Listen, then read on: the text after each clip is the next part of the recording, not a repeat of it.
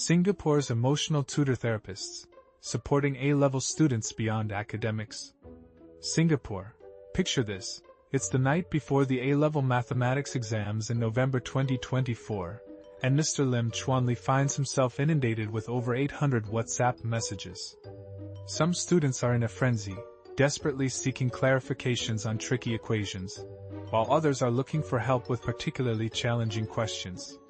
This 36-year-old former Ministry of Education (MOE) teacher, now a dedicated tutor at Zenith Education Studio in Tampines, spends the entire day glued to his laptop, responding to each and every one of them. But it doesn't stop there. For those junior college (JC) students who didn't reach out, Mr. Lim takes the initiative to send out uplifting messages in the days leading up to the national exam. One of his favorites? Every flower endures a tough storm before it blooms with beauty.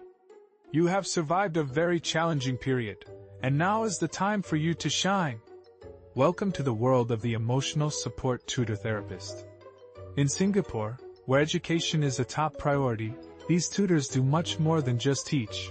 They provide a lifeline of support to anxious students and, at times, their worried parents.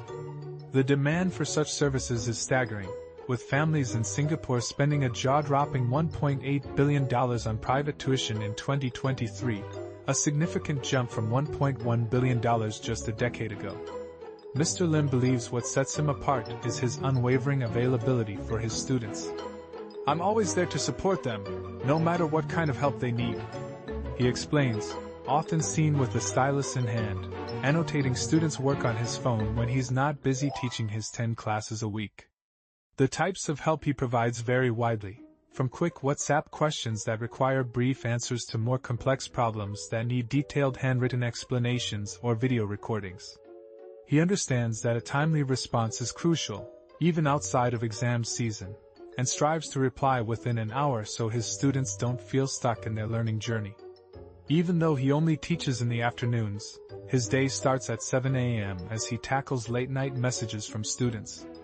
By 11 p.m., he finally lays his phone to rest, only to repeat the cycle the next day.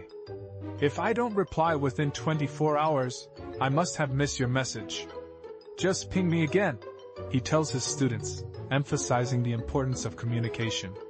With around 260 students each year, first-year JC students pay $380 for 4 two-hour group lessons a month, with each class capped at 35 students.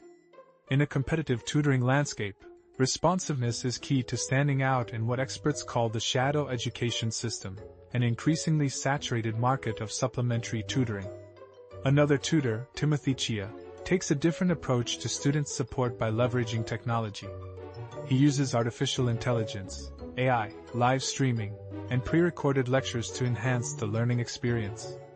On major exam days, I wake up at 6 a.m. and text my students while they're on their way to school, he shares.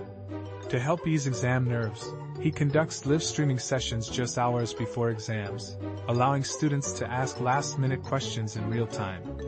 Chia, a former JC teacher with over 7 years of experience, founded his private tutoring chain, Ilum.e, in 2021.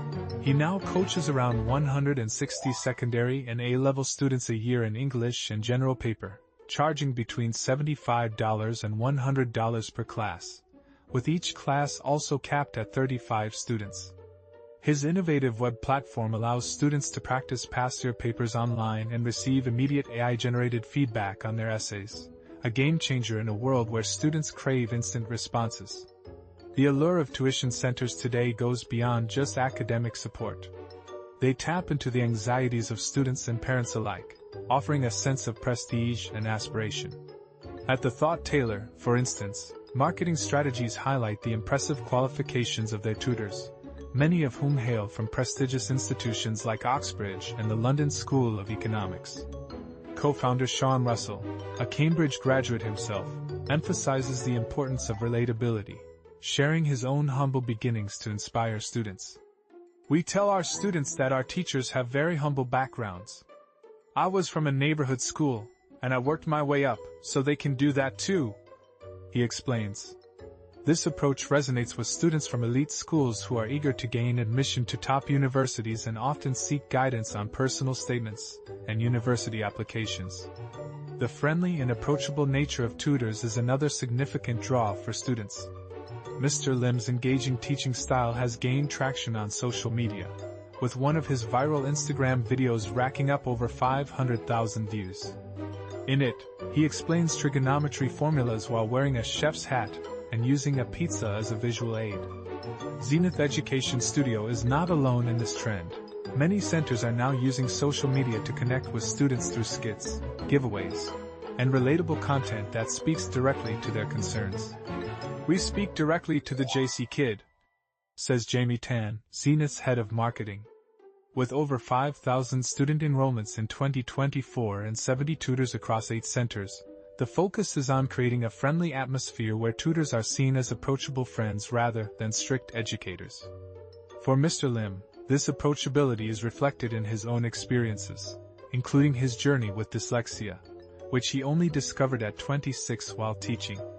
He even has a quirky tradition of dressing up as Kai Xing Yi, the god of wealth, and handing out chocolate coins as blessings to students before major exams.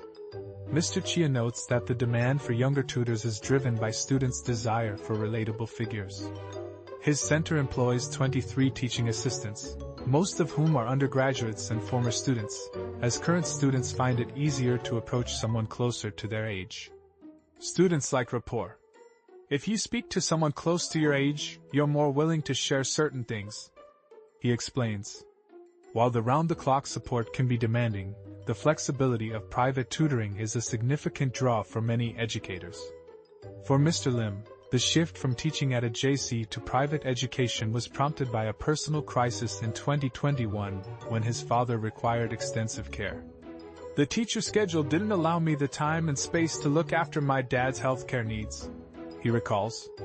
Now, he enjoys more flexibility and quality time with his family, living just a short walk from his tuition center.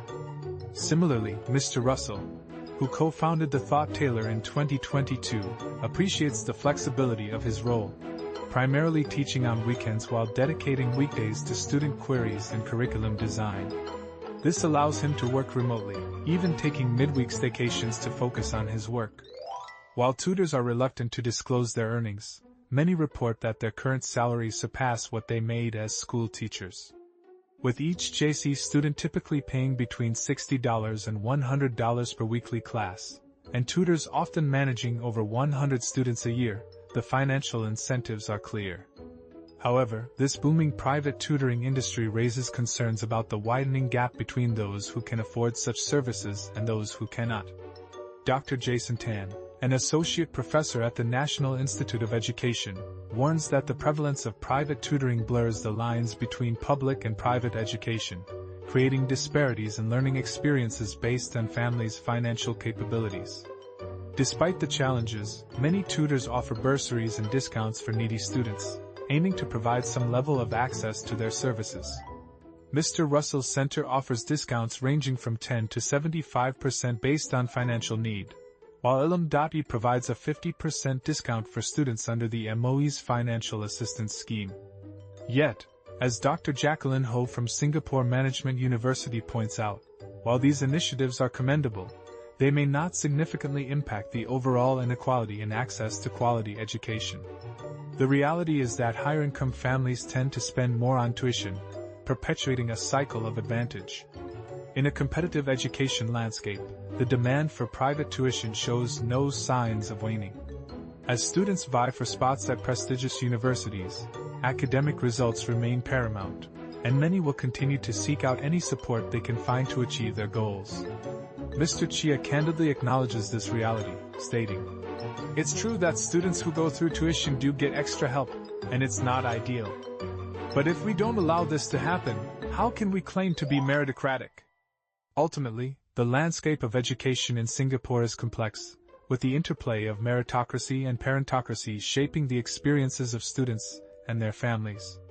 As the demand for private tutoring continues to grow, the question remains, how can we ensure that all students, regardless of their background, have access to the support they need to thrive?